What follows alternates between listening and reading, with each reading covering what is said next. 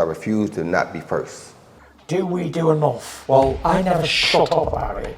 It must have been about 16, 17. We nicked their guilt rings. Right, the bouncer's guilt ring. This is no good for me. That's the reality. If you want the honest truth, and I see it every day. Andrew McCART, IFL TV, proudly sponsored by Everlast. I mean, 4 interviews in a month, Boris. You sick of me yet? You know what, mate, we'll keep doing this, and I hope that we keep doing it now. And, you know, it's brilliant to have a platform like this that we can be on for, not just the boxing fans, but us, the fighters and the promoters and all of that. So as we have an opportunity to be in a platform like this is always fantastic. So thank you for having me again. Listen, Boris, that's my pleasure, and thank you for those words as well. But, yeah, the reason why it's been 4 times in a month is because I put it on my Instagram, this is your 3rd fight in a month at a high level. You're not a journeyman. You're not fighting every month because you're a journeyman. You're a good fighter, a very, very good fighter who's got dreams of becoming a world champion, British champion and all that. And this is your 3rd fight in a month against a very, very tough opponent. I mean, this is almost unheard of, especially this day and age. So, yeah, your thoughts on that and how are you feeling about it? Being an athlete, and especially being a boxer, it's a short sport. And it's all right to be in interviews and give it a talk and say, I'll fight anyone anywhere, and then when the time comes, no one wants to fight. And I've been in that position before where, you know, people give it all of that, and then when the fight gets offered, oh, don't know about this, don't know about that. So when an opportunity like this comes and puts in my hands the opportunity to change my life, this is what I've been training for the last 14 years. So what was there to hesitate about? Do you know what I mean? So, like I say, it is unheard of, and it's not something that's particularly going to continue all the time, but it was a perfect time to capitalize on the momentum that I had built from the previous fights. So it only made sense to carry that on, you know? I just want to get a quick backstory then, because obviously last month, I think it was the 23rd of March, was it the 23rd of March, something like that? You, on 36 hours notice, you fought Lyndon Arthur because his opponent pulled out or something along with the medical line. I can't quite remember this backstory behind that. You fought Lyndon Arthur on the Channel 5 show. You gave a great account of yourself with only 36 hours notice. The hot yoga worked. Yeah. Then you fought in Glasgow in a 6-rounder with the knowledge that you had this fight on Sky Sports, I believe. 6 rounds under your belt, quite sharp. So you've done 16 rounds in 3 weeks. Now you've got an 8-rounder against Steed Woodall, who is a very, very good fighter. He's fought out in the US. He's fought guys like Steve Rose, who's fought Gennady Golovkin, fought for a world title. So it's not been an easy run for you, and it's been a tough time. So that being said, how are the injuries and what is it making weight for the 3rd time? I mean, you said you're an athlete and you do keep yourself in shape, but there is fatigue can set in with athletes. You're a human being. So how are the injuries, any hand injuries, anything like that, and how are you feeling making weight again? It's less so from like a physical standpoint, because I mean, we spar when it's training camp, we spar week in, week out when you're getting ready for that. So it's not necessarily about and I've not had a lot of sparring, so I've not taken a lot of damage in training camp either. So the fights and the rounds I've had on my belt in the fights have really been, you know, levels of experience in terms of preparation for this opportunity as well. So like I said, 16 rounds of top level fighting has allowed me to be here and be well prepared for this fight. So it's not necessarily about the physical, but more so the mental, I think.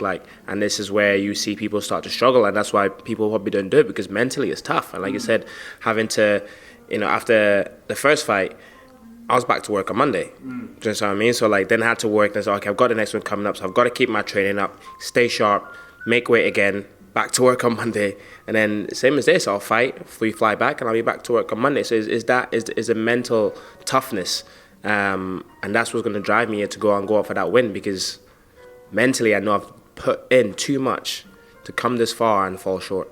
So that's what it's all about. And it's that dog mentality where it's like, I'm in here and I'm far too hungry, and I've put myself through far too much, not necessarily from a physical standpoint, because the pain of it physically is nothing. That's not what worries me. But it's the mental battles. They say when you go into bed thinking I have to wake up tomorrow and run, or I have to watch what I'm eating because I've got to make weight. See, that mentalness is that builds a certain kind of animal inside you that has pushed me to be where I am now. Steed Woodall, obviously this is on Sky Sports, and the platform that you've had in the last 2 fights has been great, but Steed Woodall is no mug. Like we've watched a little bit of him, and we get to know what type of style he brings to the table. Like I said to you, he has fought a world title challenger in Steve Rolls. So what are you hoping for in this fight? What are you expecting from Steed Woodall, and what have you seen of him? I'm expecting fireworks. I'm an interesting fighter to watch, regardless of who I'm fighting. And he's an interesting fighter to watch as well, with a very come forward, aggressive style. And I think with both our styles is going to merge. We're going to meet there, and there's going to be some fireworks. It's going to be a very entertaining fight to watch on Sky. So I'm excited for it. Do you know what I mean? Like I said, I'm excited. Maybe I'll walk out this one now with some couple of bumps and bruises because I don't really take much punishment from the last two. So I'm excited for some fireworks of some real hard work in that ring over 8 rounds, if we need to go to 8 rounds. What are you hoping for?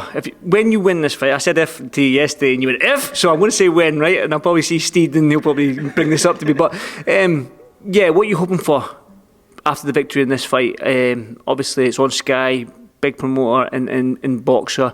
Are you hoping for that deal? Is that something in the back of your mind? Because last December we spoke and you said it's all about the glory for you. And for you to get the glory, you need the backing of a promoter, a platform, a network. So are you hoping for a contract with one of these big promoters and a big network? I mean, after this fight, I'm taking a break. That's first and foremost. That's first and foremost. I'm going on holiday. I'm chilling, and let my manager worry about the deals and what's coming forward. But I mean, already now you're having fighters now starting to mention my name in conversations that weren't mentioning it before. So to box on a platform like this, I say we've boxed on 2 great platforms already.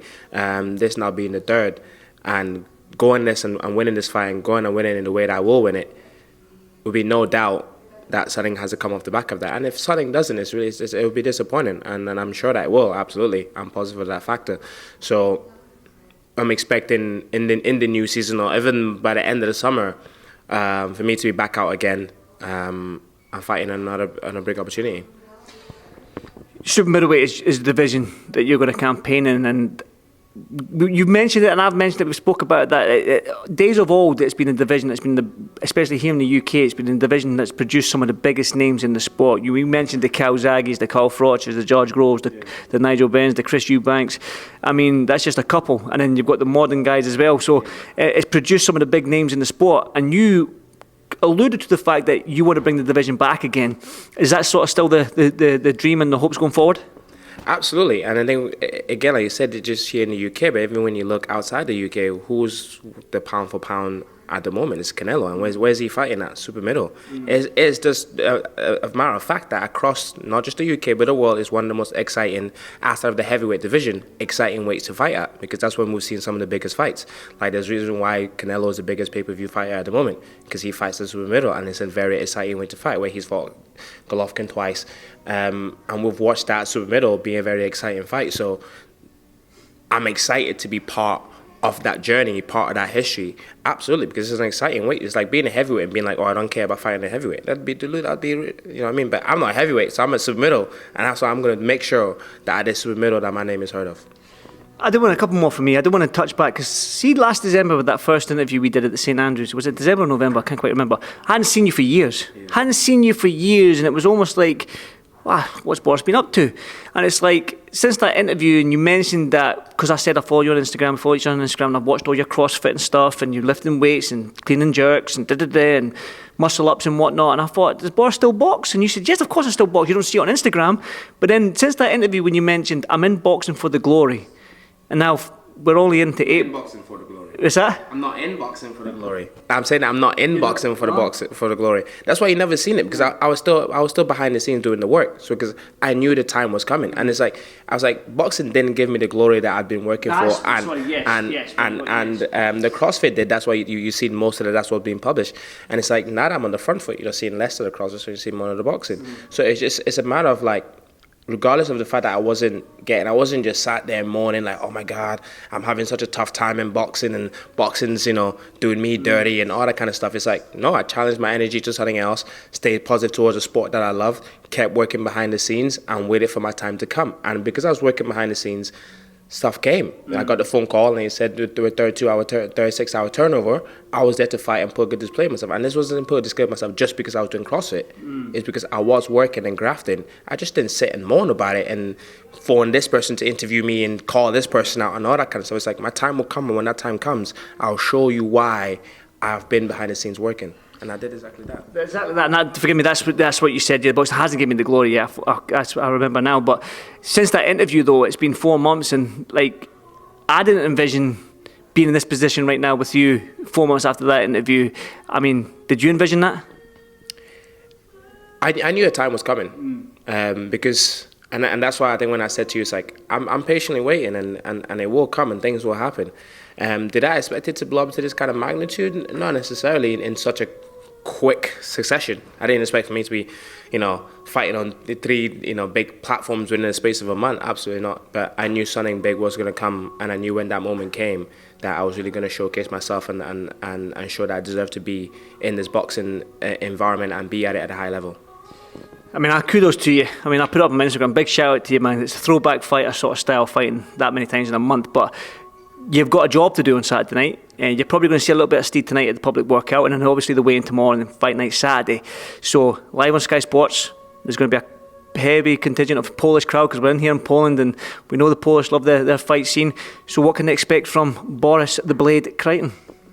Fireworks. That's exactly it. We came to fight. So as long as my opponent is there to fight, which he is, that's his style of fighting, we can expect a really interesting night of boxing. And if we need to stand toe-to-toe and go toe-to-toe, we'll stand toe-to-toe and go toe-to-toe. And if it needs to be a chess match like it was with Lyndon, we'll do both. Like, I have no problem. I'm one of those fighters that's like, I'll do what it takes to win.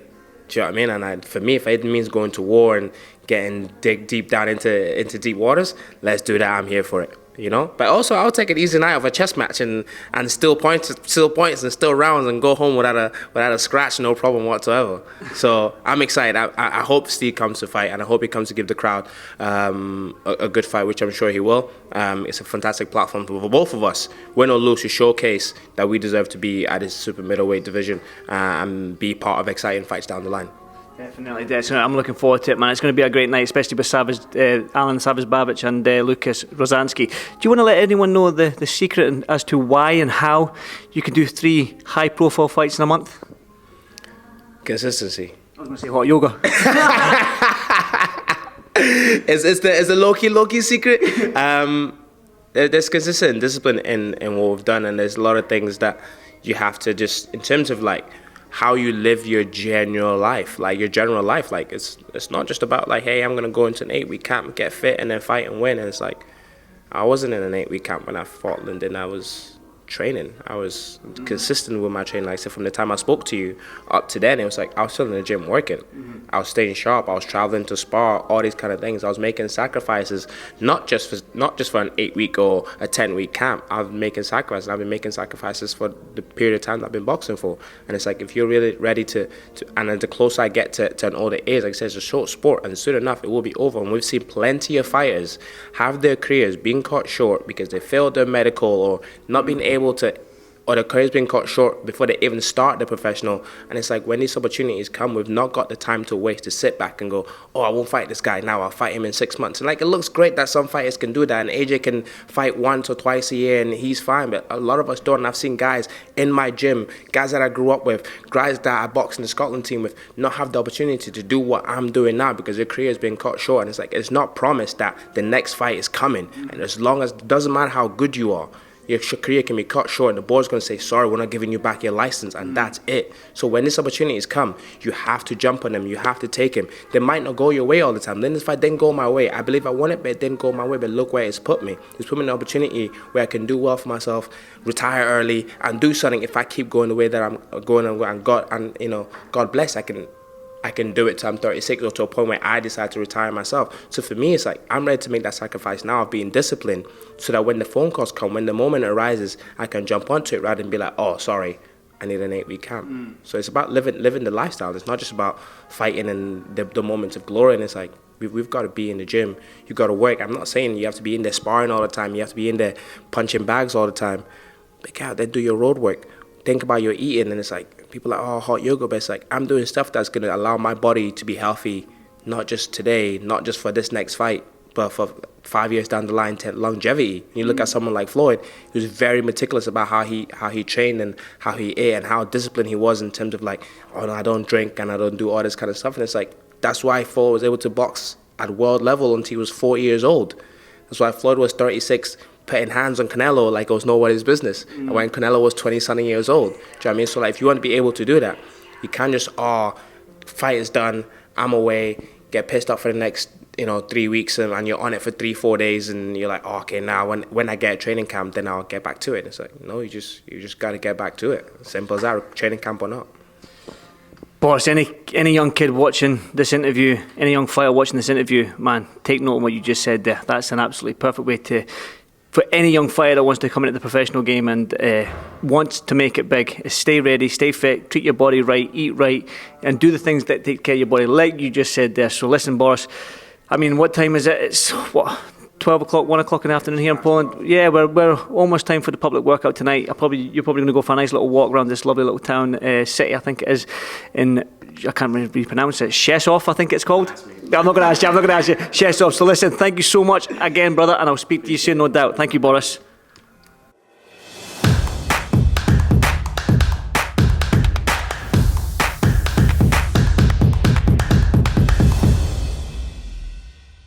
Refuse to not be first. Do we do enough? Well, I never shut up about it. It must have been about 16, 17. We nicked their guilt rings. Right, the bouncer's guilt ring. This is no good for me. That's the reality. If you want the honest truth, and I see it every day,